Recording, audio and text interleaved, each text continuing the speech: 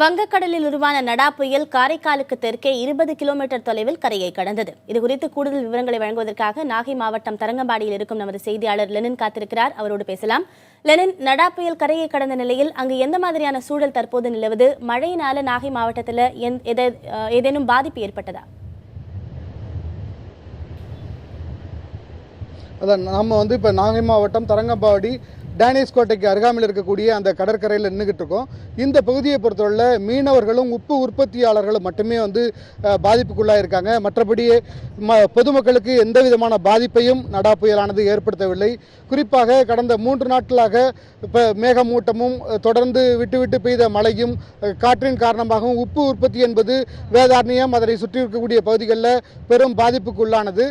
அது மட்டுமல்லாமல் மீனவர்கள், கடலுக்கு சென்ற மீனவர்கள் உடனடியாக கரை திரும்ப வேண்டும், இங்கிருந்து யாரும் மீன் பிடிப்பதற்கு கடலுக்கு செல்ல வேண்டாம் என்ற வானிலை மையத்தினுடைய அறிவிப்பின் காரணமாக மீனவர்கள் மீன்பிடி தொழிலிருந்து ஒரு பெரிய பாதிப்பை சந்தித்திருக்கிறார்கள். இதுவரை அடுத்த அறிவிப்பு வரும் வரை மீன்பிடிக்க செல்லாமல் காத்திருக்க வேண்டிய ஒரு சூழ்நிலைக்கு மீனவர்கள் தள்ளப்பட்டிருக்கிறார்கள். தொடர்ச்சியாக அலைகளுடைய சீற்றம் என்பது அதிகமாக காணப்படுகிறது. குறிப்பாக இன்று காலை சூரியனுடைய வெளிச்சம் நமக்கு தென்பட தொடங்கியது.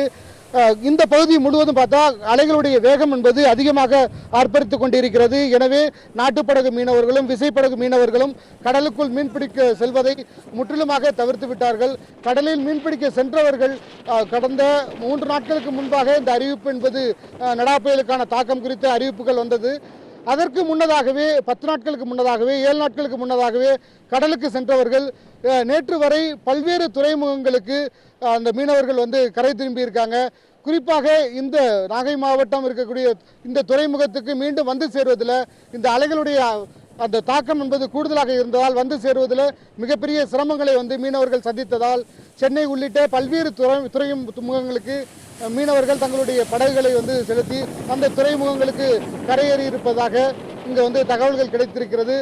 ஒரு படகு மட்டும் விசைப்படகு பழுதாகி இலங்கையில் இருக்கக்கூடிய தமிழக மீனவர்களால் மீட்கப்பட்டு அது இலங்கை காவல்துறையினரிடம் ஒப்படைக்கப்பட்டிருக்கிறதாகவும் தகவல்கள் வெளியாகியிருக்கிறது. குறிப்பாக இந்த பகுதியில் இருக்கக்கூடிய ஏரி, குளங்கள் இவையெல்லாம் நிரம்பும் இந்த புயல், இந்த மழையின் காரணமாக தண்ணீர் அதிகமாக கிடைக்கும் என்ற எதிர்பார்ப்பு இந்த பகுதி மக்களிடம் காணப்பட்டது. அது ஒரு ஏமாற்றமாகவே தற்போது முடிந்திருக்கிறது. இந்த பகுதியில் இருக்கக்கூடிய ஏரி, குளங்கள் எல்லாம் இன்னும் வறண்டே காணப்படுகிறது. குறிப்பாக மீனவர்களும் உப்பு உற்பத்தியாளர்களும் மட்டுமே இந்த பகுதியில் பாதிக்கப்பட்டிருக்காங்க. தற்போது அந்த மழையானது முற்றிலுமாக நின்றிருக்கிறது. காற்றினுடைய வேகம் மட்டும் அந்த குறையாமல் காற்றினுடைய வேகம் மட்டும் தொடர்ச்சியாக அடித்துக் கொண்டிருக்கிறது. அலையினுடைய தாக்கமும் கூடுதலாக இருக்கிறது. லெனின், நேற்றைக்கு நடா புயல் காரணமா அந்த பகுதியில், நாகை பகுதியில் முன்னெச்சரிக்கை நடவடிக்கைகளுக்காக மீட்பு படையினர் குவிக்கப்பட்டாங்க. நேற்றைக்கே நேரலையில் களத்திலிருந்து தகவல்களை வழங்கினீங்க. நடா புயல் கரையை கடந்ததுக்கு அப்புறம் இப்ப மழை இல்லை, காற்றின் வேகம் அதிகமா இருக்கு அப்படின்னு சொல்லியிருக்கீங்க. இது தொடர்பா முன்னெச்சரிக்கை நடவடிக்கைக்காக அங்க குவிக்கப்பட்டிருக்க மீட்பு படையினர் என்ன சொல்றாங்க? அங்க பொதுமக்களுக்கு வேறு ஏதாவது எச்சரிக்கைகள், அறிவிப்புகள் விடப்பட்டிருக்கா? சுனாமி உள்ளிட்ட இந்த பேரிடர்கள் ஏற்பட்டதற்கு பிறகு காவல் நிலையங்களில் இருக்கக்கூடிய காவலர்களை தனித்தனியாக பிரித்தெடுத்து அவர்களுக்கு பேரிடர் காலத்தில் எப்படி பணியாற்ற வேண்டும் என்பதற்கான பயிற்சிகள் வழங்கப்பட்டிருக்கிறது. அந்த அடிப்படையில் ஒரு தனி குழுவாக பேரிடர் மீட்பு குழுவானது ஒவ்வொரு மாவட்டத்திலும் இயங்கிக் கொண்டிருக்கிறது. அது நாகை மாவட்டத்திலும் இயங்கிக் கொண்டிருக்கிறது. குறிப்பாக வறட்சி என்றாலும், இது போன்ற மழை, வெள்ளம், புயல் என்றாலும் பாதிக்கக்கூடிய ஒரு பகுதியாக நாகை மாவட்டம் இருக்கிறது.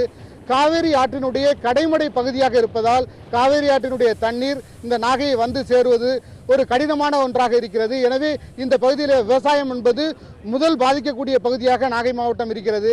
அதே போல புயல், மழை என்று சொன்னால் கடற்கரை ஓரமாக இருக்கக்கூடிய மாவட்டம் என்பதால் உடனடியாக தாக்குதலுக்குள்ளாகக்கூடிய மாவட்டமாக நாகை இருக்கிறது.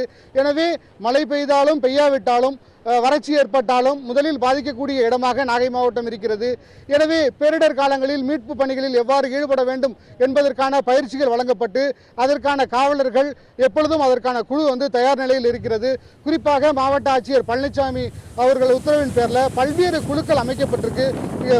வெள்ளம் பாதிக்கக்கூடிய அந்த பகுதியிலிருந்து மக்களை எப்படி மீட்டெடுப்பது, அவர்களை உடனே அருகாமையில் இருக்கக்கூடிய பள்ளிகள், கல்லூரிகள், சமுதாய கூடங்களில் எப்படி தங்க வைப்பது, அவங்களுக்கு தேவையான உணவுக்கான அரிசி பருப்பு உள்ளிட்ட பொருட்களை எப்படி தயார் நிலையில் வைத்திருப்பது என்பது குறித்தெல்லாம் முன்கூட்டியே திட்டமிட்டு மாவட்ட அரசு நிர்வாகம் அதை எல்லாத்தையும் இன்னும் செஞ்சு வச்சிருக்காங்க. இந்த நிமிடம் வரை அதை அவர்கள் கைவிடவில்லை. தீயணைப்பு நிலையங்களில் அதற்கான வாகனங்களும் அதற்கான வீரர்களும் அவர்கள் யாருக்கும் விடுமுறை அளிக்காமல் அவர்களும் தயார் நிலையில் இருக்கிறார்கள். அத்தகைய விடுமுறை அளிக்காத நிலையில்தான் வருவாய்த்துறையிலும் மற்ற காவல்துறையிலும் எந்த பாதிப்புகள் ஏற்பட்டாலும் உடனடியாக சம்பவ இடத்திற்கு சென்று மக்களை பாதுகாக்கக்கூடிய விதத்தில் மாவட்ட அரசு நிர்வாகம் அந்த ஏற்பாடுகளை செய்திருக்கிறது. குறிப்பாக இந்த பகுதியை பொறுத்தவரை மீனவர்களுடைய படகுகள் ஒன்றோடு ஒன்று மோதிக்கொள்வதை நம்மால் பார்க்க முடிந்தது.